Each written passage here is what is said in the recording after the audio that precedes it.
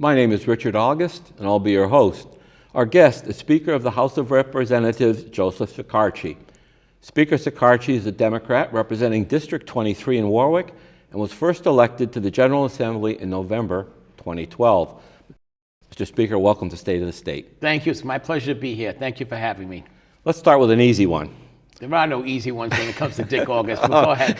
Will the recreational use of marijuana become legal in Rhode Island this year? It's probable. I wouldn't say the word possible. I think it's probable. We've worked very hard over the last 6 months with all the advocates and all the stakeholders to craft a bill. The bill has been introduced around March 1st. We've had hearings in the House and the Senate. Now we're gathering the information we receive from the hearings and hopefully craft a bill that has consensus from all the stakeholders and pass it. We're still working through some issues. There were some issues that were raised, the constitutionality of the appointments and the removal process. The expungement part is also a big issue, and we're looking at that as well. But I would tell you that there is broad-based support in both chambers for the legalization of recreational use for marijuana for a couple of reasons, but primarily because it's here already, that the medical marijuana has been expanded so much, it's almost to a point where it's too easy to get medical marijuana. In addition to that, Massachusetts has it literally on our borders. In Blackstone, Massachusetts, Seekonk, it's right over the border. So a lot of people from Rhode Island are traveling up there to buy their recreational marijuana or cannabis and then taking it home. So at least this way we'll be able to get some revenue. It's not going to be a huge money maker, but we'll get some revenue in the state coffers. But we'll be able to preserve the jobs for the cultivators, the dispensaries, and the people who are in the marijuana field. Right now they're competing with Massachusetts, so we're trying to level the playing field for those Rhode Island businesses.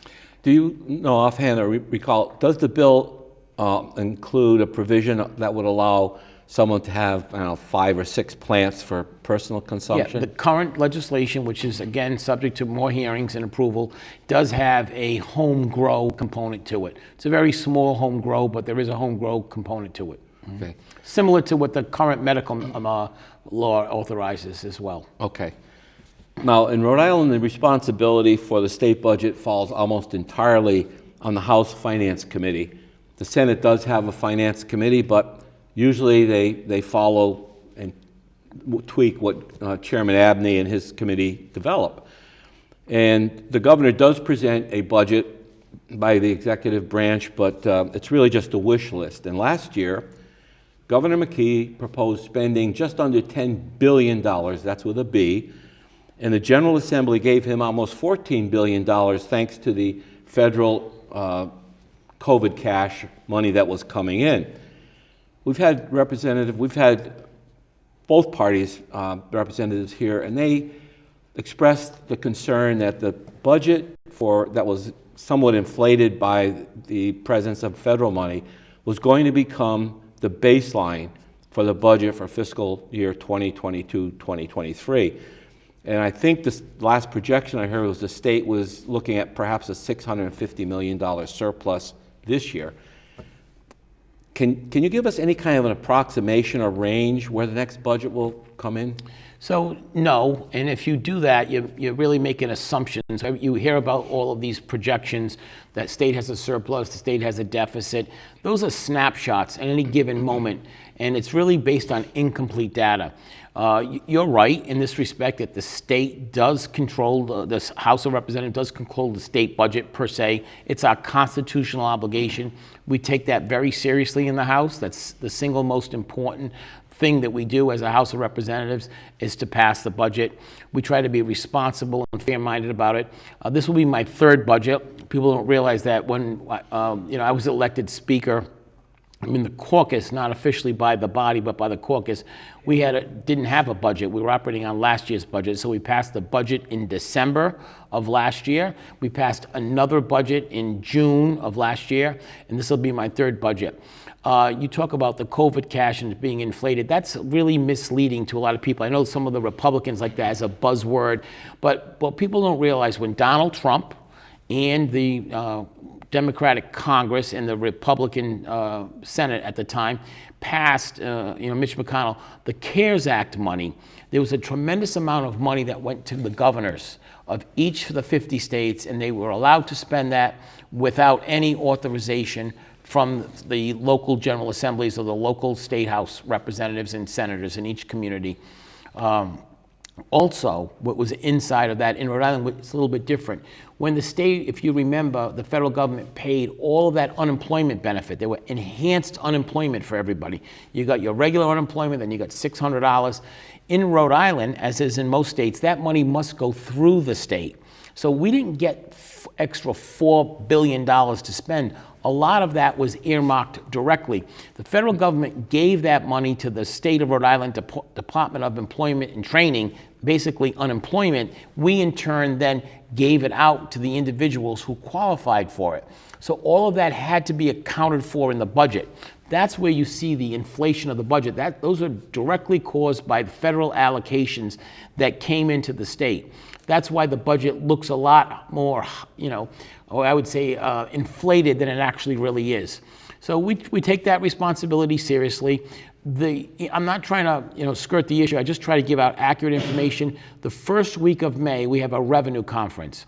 We will have our March 15th federal and state business taxes paid. We'll have our April 15th personal and federal taxes paid. And then in May, first week of May, the House, the Senate, and the governor's office, the fiscal analysis and fiscal staffs will get together and unanimously agree on what they think the numbers are going to be for the next year. And that's how we set our budget. It has to be unanimous. It's based on all the current data. It's really a non-political process. It's been going on for a long time. They do a very good job of it here in Rhode Island. And it depends on a lot of factors. It's not just spending, it's caseloads. How many prisoners do we have? How many prisoners do we project? How many people that need public assistance through DCYF? Those are called caseloads. How many patients we have in the hospitals, the state hospitals? All those are, there's a little bit of a science to it. It's not exact science. It's not perfect. It can't be, because you just don't know how many people are going to get sick. You don't know how many people are going to be arrested. Right. But we do as best as we can. Those numbers then get set, and that's what we decide on what the budget will look like. Mm-hmm.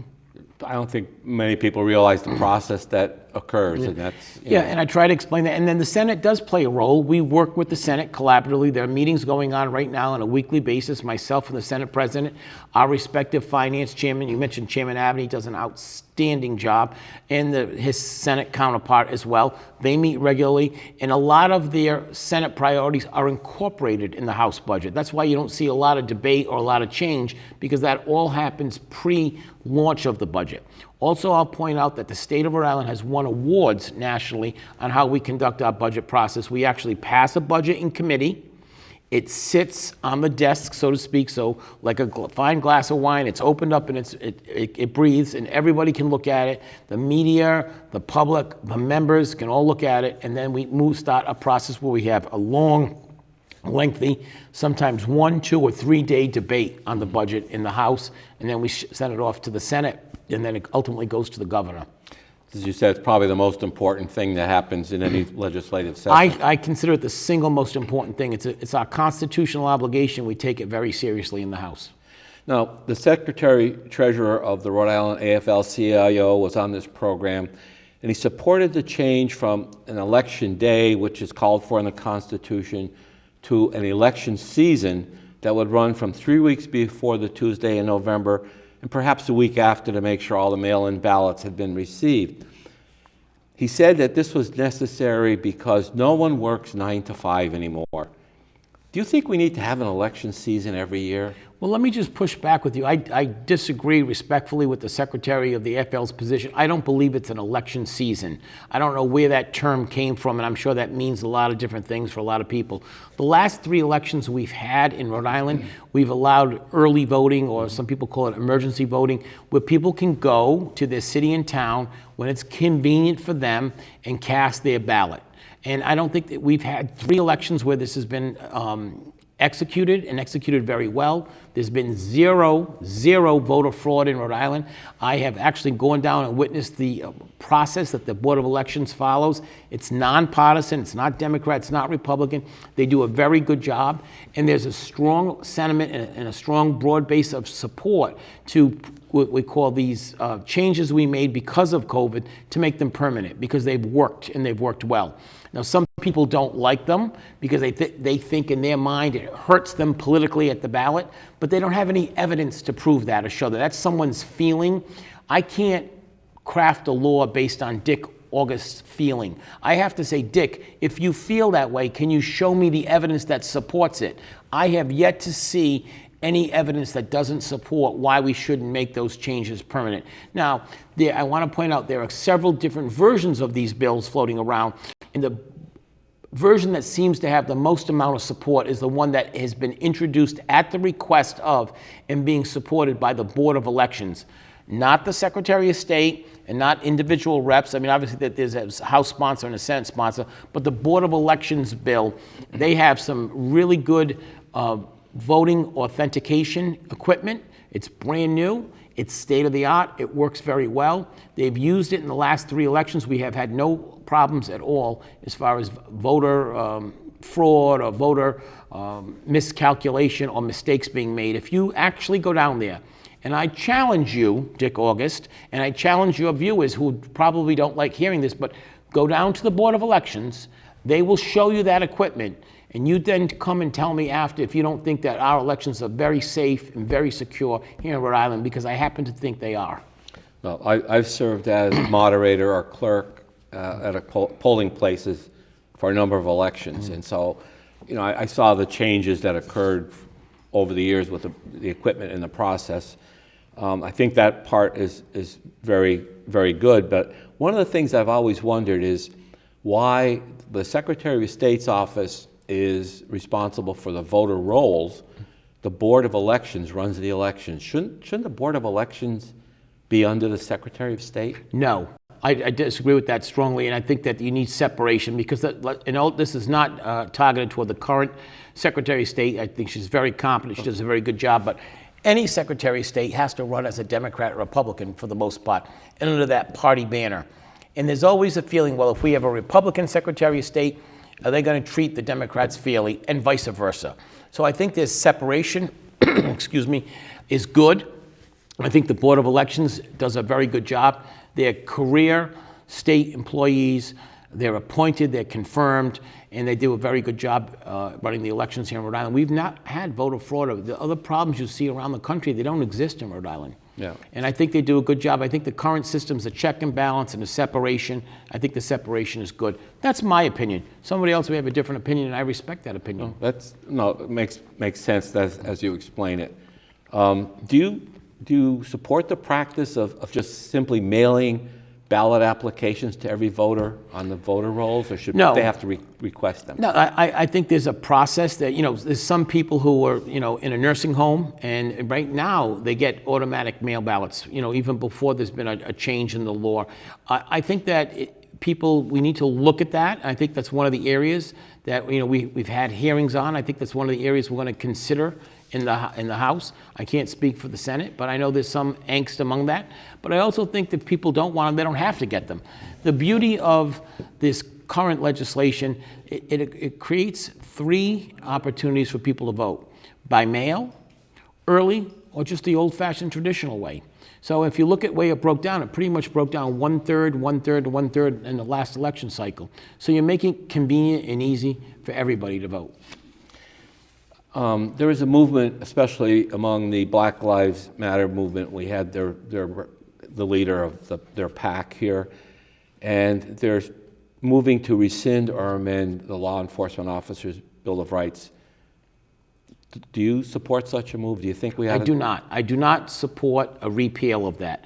I think the bill needs to be reformed. I think it needs to reflect what's happening today. I know that Representative Norrie and Chairwoman Williams have different versions of that in the House. I know there's a version of that in the Senate. We were going to have some hearings on it this week. They may have been delayed a week or so, but we're working. There's a lot of discussion going on between the police chiefs, the sponsors of the bill, the advocates of the bill, the police union, and the rank and file, as well as the cities and towns. I'm hopeful we can craft something that meets the needs of Rhode Island citizens right now. People have to have faith and trust, not only in the policemen, in the community, but in a process. So I think that some of the reforms that I would be in favor of is a little bit more transparency around that process. And I think that we need to also expand the board. Of the current board makeup is 3 individuals right now. I think we need to open that process up.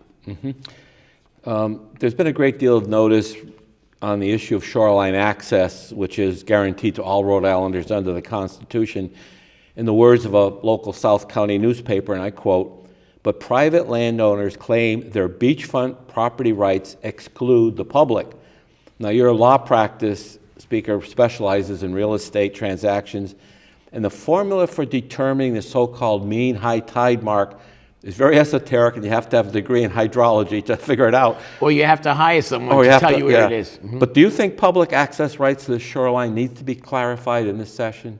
I think it's an important issue, and you're going to understand what I think is an important issue is almost irrelevant. It's what the public thinks, and they go to their state representatives, and state representatives bring it up. So it is an important issue because the public has been very vocal about it, and there's been a couple of activists about it. So I think that the process last year, there was a bill, there was an awful lot of confusion and a lot of misinformation. That happens a lot. It happens from advocates who either support something or don't. They try to give out different information or actually false information to try to support their position. So what I did last year, in last year's session, we created a study commission. It was very broad-based. It had people from all walks of life. It had realtors, it had lawyers, I had a retired Supreme Court justice on it. It had advocates, it had trial lawyers, and it had professors.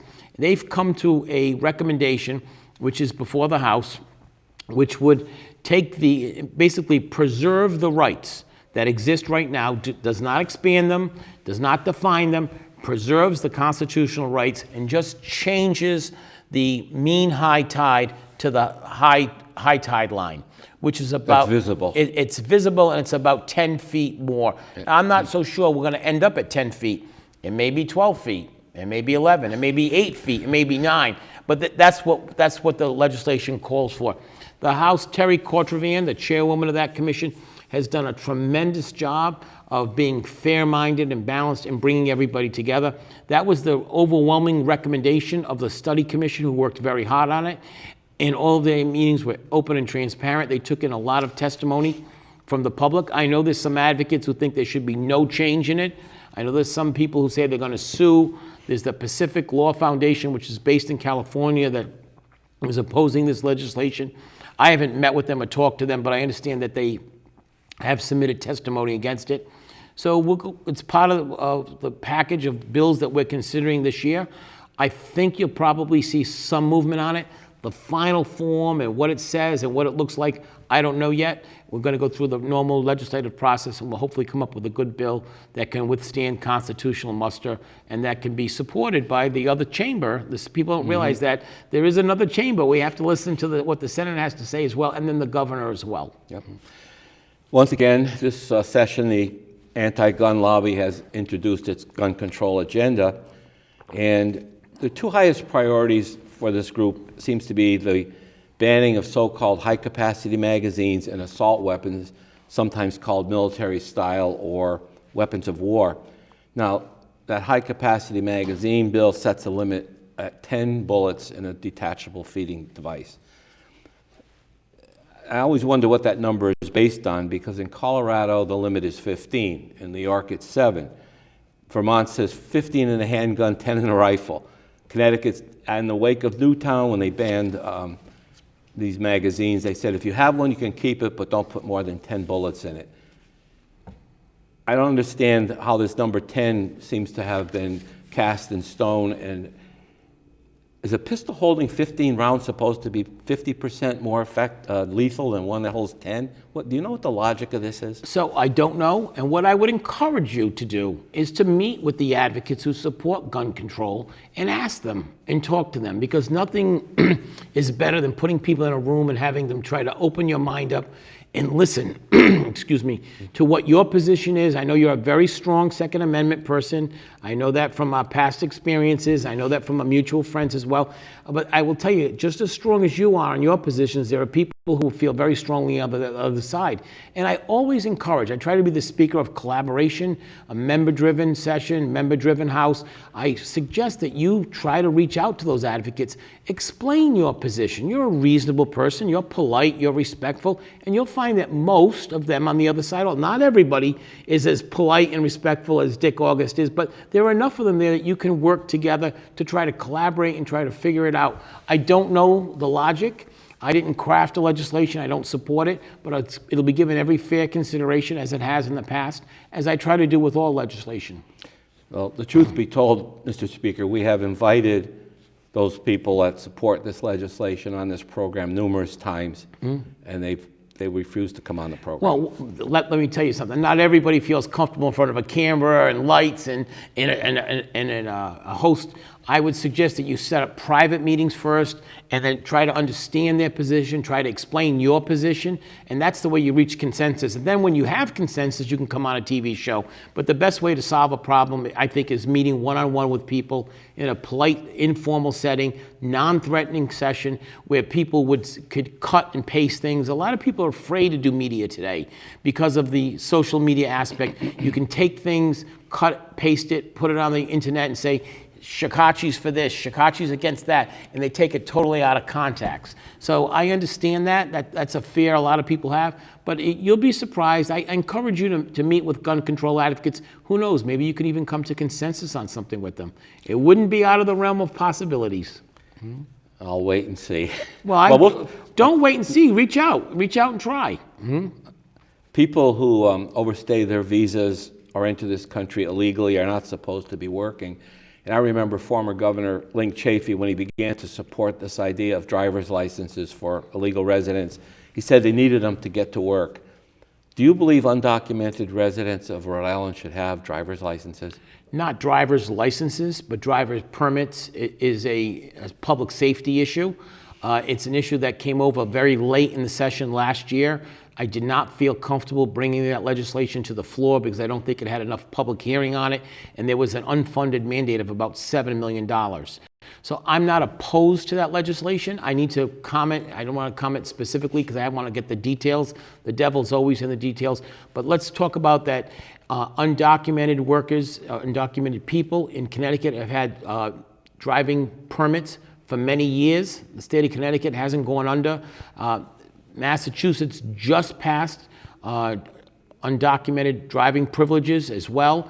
It's a public safety issue. The biggest proponent in Massachusetts was law enforcement as well. Let me explain it to you this way. It really is a public safety for all of for the documented people, myself, yourself, who are driving in Rhode Island, and we have insurance. What if we get hit by an undocumented person? He does not have, or he or she doesn't have a license. He or she cannot get insurance without a license.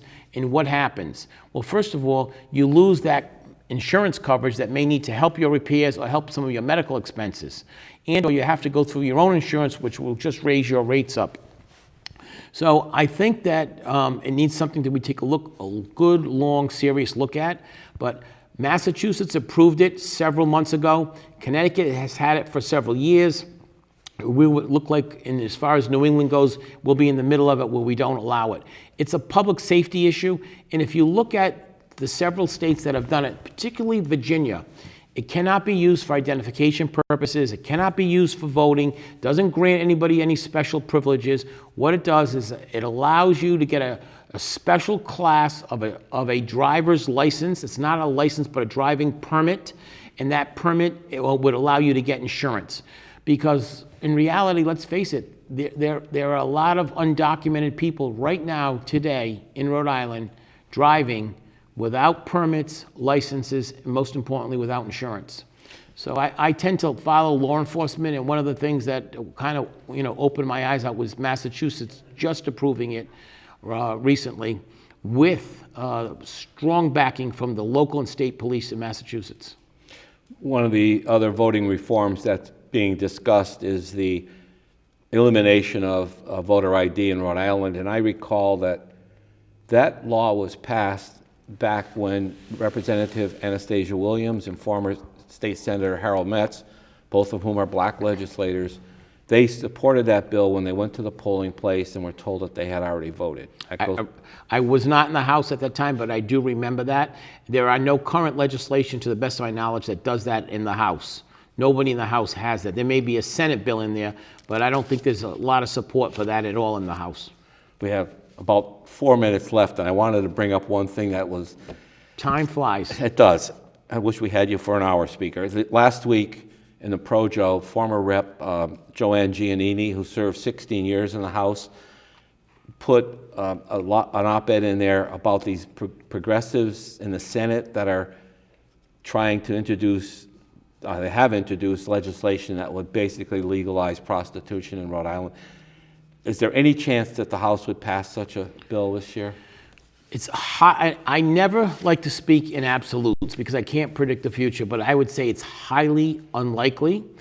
First of all, there is no legislation in the House that does it. You're referring to a Senate bill. I just want to be clear. Well, so Representative Giannini, who I'm in contact with regularly, is extremely active on this issue. She's active in her community. She's active with her former colleagues. Not only does she write op-eds, she talks to Representative Slater, she talks to Representative Morales, she talks to myself.